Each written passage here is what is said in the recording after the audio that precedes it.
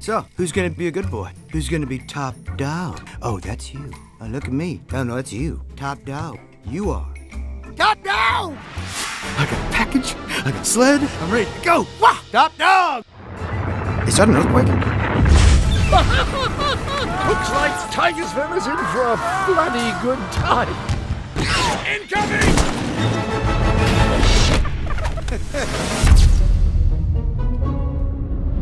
The film is about an Arctic fox named Swifty.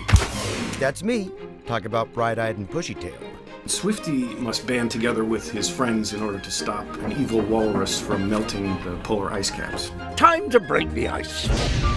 We gotta do something. The film is set in the Arctic. It's a really wonderful, epic backdrop to make a movie in. Whoop, the work bell. Oh no, we're gonna be late. It's gonna take forever to walk from up here. Who said anything about walking?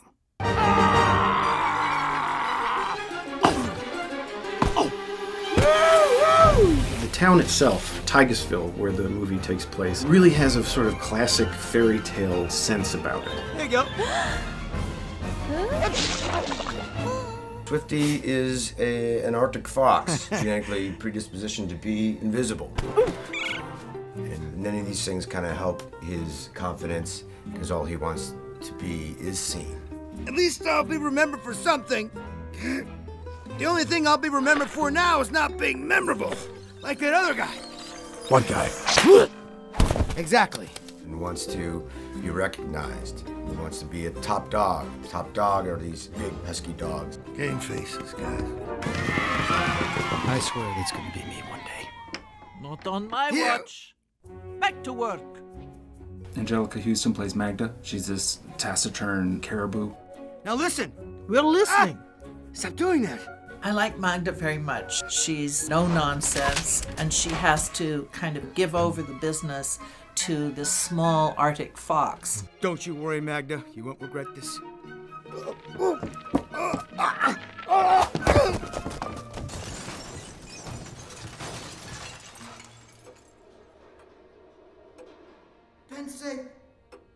Magda regret this already.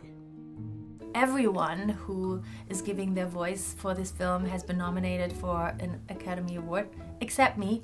How the heck does this happen? I have no idea, but thank you very much for being part of this amazing cast. Heidi plays two separate characters in the movie. She plays Jade, and she also plays Bertha. And you couldn't really have two different characters. I must say I'm impressed. You know, when I first read for the movie, I had a small part, Bertha. She's German and she's an otter.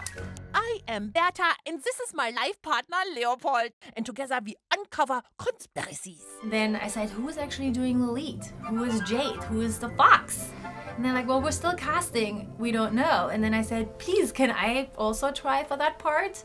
And they said, well, you have a part already. And I'm like, well, but I could try and I could change my voice. What? Really? And so they sent me over the lines and I tried out for it and I got the part.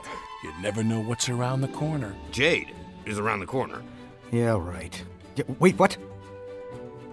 Oh, no, she can't see me like this. What do I do?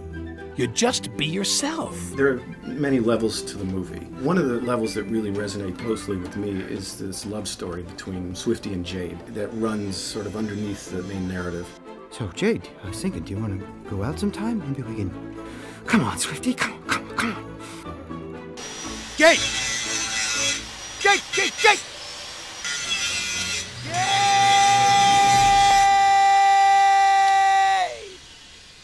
It's like an old romance movie between the two of them, and these two people trying to come together and get over their own hurdles and their own insecurities, really. Can I ask you something? Yes, of course. Would you like to get a 4% discount on your next delivery? Oh, sure. The crux of Swifty is that he grew up feeling invisible, like no one could see him. And I think a lot of kids sometimes feel that way. Especially in this day and age with social media and YouTube, where everybody thinks they have to be a celebrity. I gotta tell you, it sure feels nice being recognized as more than just a fox. I'm just a fox. Yeah, but no, you're a fox.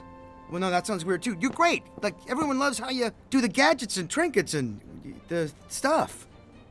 Gadgets and trinkets.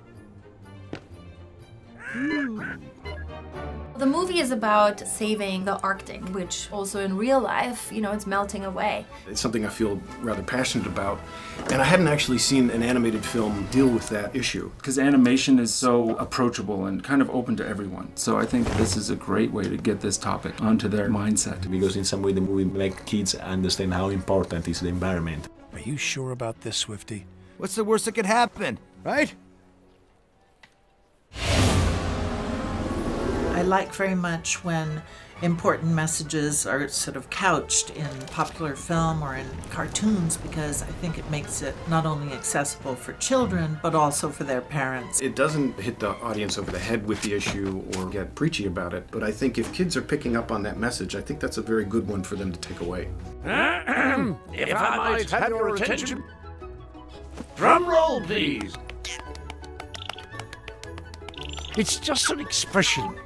How was it? The whole process is very enjoyable. I always love radio, and it's like radio. So you come in and you sit down and you do lots and lots of takes. We need attack music! Let me crank it! We need attack music! Let's crank it! We need attack music! Let's crank it up! Adequate? Extremely.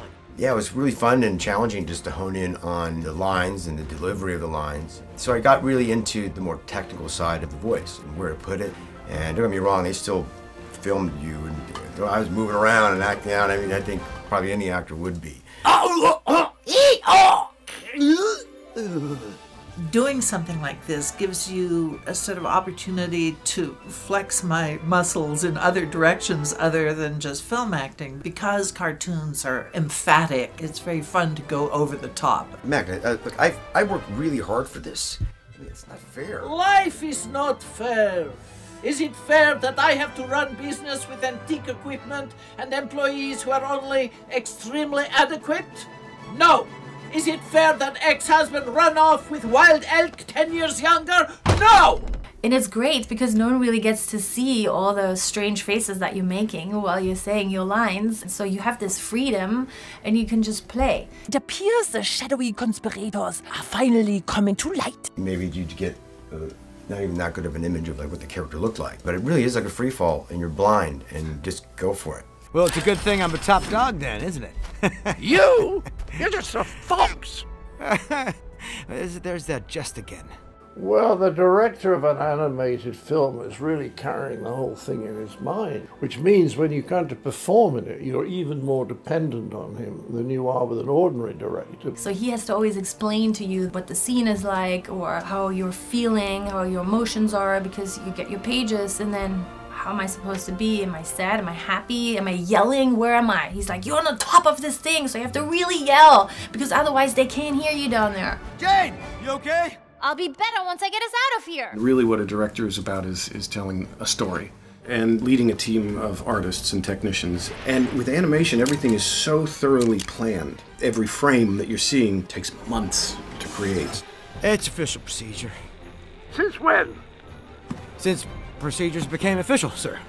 And it's fun because you work with so many creative people from the production side with their designers, the directors, and the artists, and then you get to come and work with the talent that brings those characters to life. And because it is over so many years, you really get to know these people. It becomes this family, and hopefully, you know, if you do everything right, that comes through on the screen as well. Must have been exciting, though.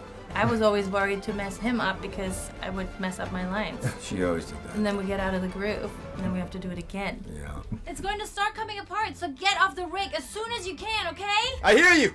Swifty? Jade! That's the thing with talent of this caliber, they come in ready to go. Anytime I'm in with this cast, I'm feeling pretty good about it. Yes, very nice. Jolly good. It's a great cast. I can't wait to hear all the things that they've done. Like I said, we made it. I was so nervous, but we got the job done. It was a lot of fun. You are truly one of us now. I think a movie like this is not only fun, but it's educational. Mind the not moose. Mind the caribou. It has a good message, which is that you should really accept yourself for who you are. At the end of the day, chasing after fame and celebrity, it's an empty pursuit. If you are yourself, you have to be yourself, you are great, you can do amazing things. And I really do hope that people just come away with a smile on their face and maybe an idea towards the bigger picture of the environment and what we can do to protect it.